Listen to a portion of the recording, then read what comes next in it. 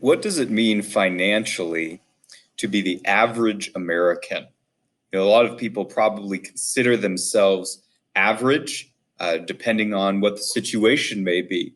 But this is what it means to be the average American, all kind of things being equal, financially in this country.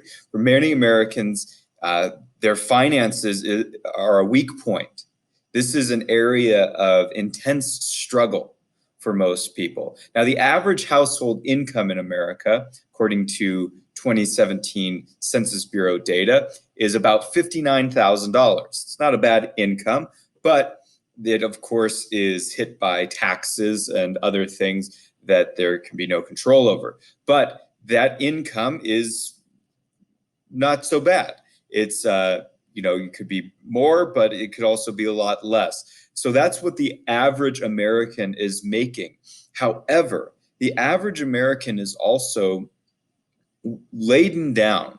They are weighed down by several other factors, and one of the most crushing weights on them is debt. The average consumer debt in mortgages, now this is house debt, this is a debt for something that's an asset, not a liability, but is about $180,000.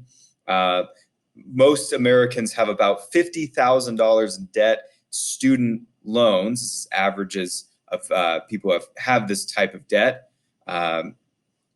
29,000 of those who have auto loans, $29,000 is the average auto loan for people who have auto loan debt. $16,000 in credit card debt is normal, according to 2017 data.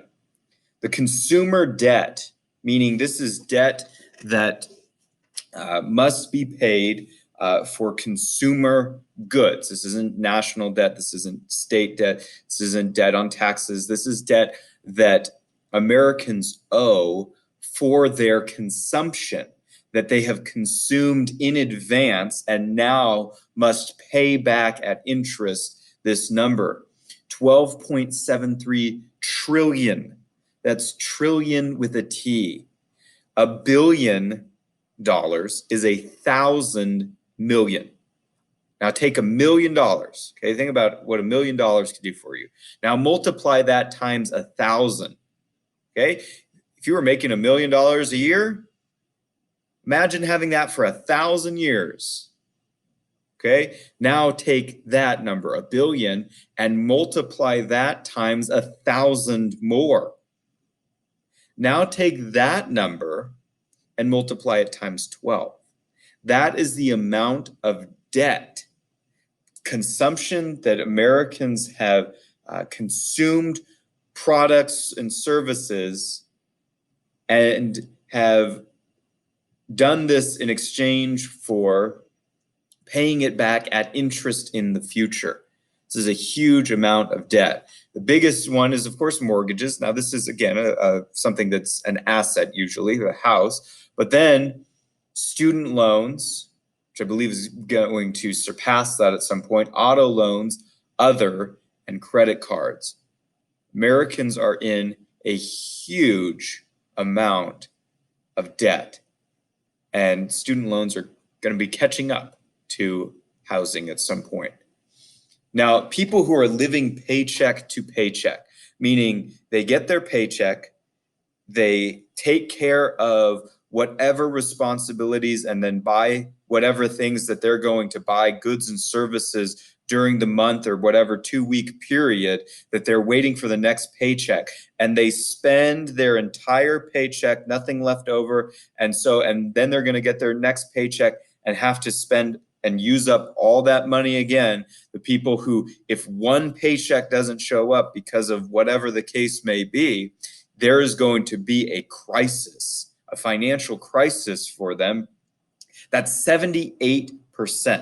That means if you go down your street and you see 10 houses, that means 7 to 8 of those houses, people are living paycheck to paycheck, even those watching the video. That's what it means to be average, is that you are dependent on each paycheck for, in a sense, financial survival. The average credit card debt is 16.14% APR, meaning that's pretty much the rate that people are paying back on their credit card debt. So the debt continues to grow at interest the longer it exists. 7 out of 10 couples do not budget consistently. So even if they're pretty good with their money, 7 out of your 10 friends that you know are not getting together on what they're doing with their money.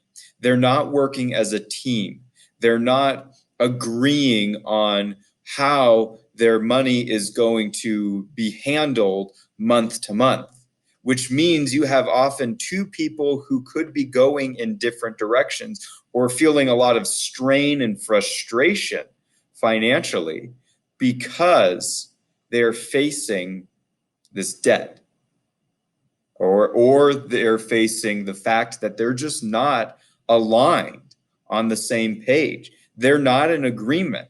And this can create resentment. This can create the opportunity for financial infidelity. This can create the situation for all kinds of problems to occur relationally between people in a marriage. And then 66% of Americans would struggle to pay for a $1,000 emergency. Now, a $1,000 emergency could be something, an emergency is just an unexpected circumstance that usually requires urgent attention. Now, a $1,000 emergency, if your car breaks, it could easily be at, even if it's something that's not that complicated, it could easily reach $1,000. Air conditioner breaks, something on the home has an issue where it needs to be taken care of and you don't have the skill to fix it. There's a problem medically. There could be a problem in any area of life or combined, because a lot of times things happen at the same time. And 66%, 6 out of 10 Americans, who are living just barely making it on that paycheck to paycheck, they need every single paycheck to survive financially, and who also are having to make these debt payments on credit cards, student loans, cars, all these other materials that they're using and services that they're using. If a $1,000 emergency comes up, this could cripple them financially.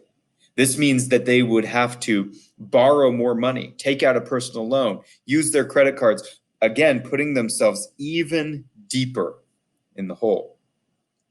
This is not financial freedom, but there is an opportunity to get away from this. There is a process to follow that is difficult, but is simple, and that can be done by any person, no matter where they're at in their lives financially.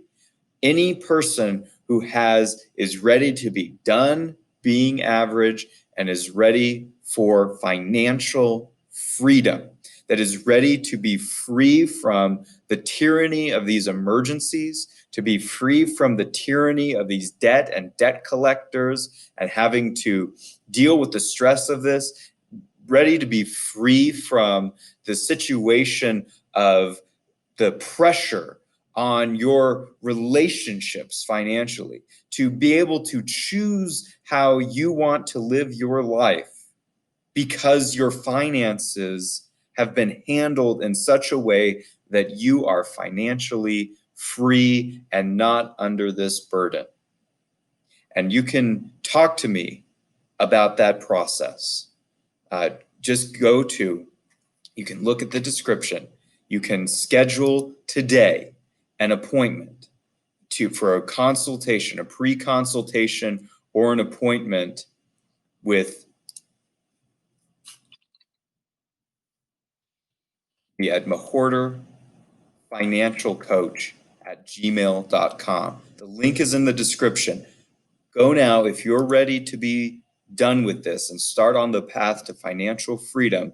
Go now into the link, click the link, send me an email, click the link for scheduling an appointment, scheduling a pre-consultation over the phone or over video chat, and we can start on this process together, and you can put yourself in control of your finances in order to free yourself from this burden of the average American.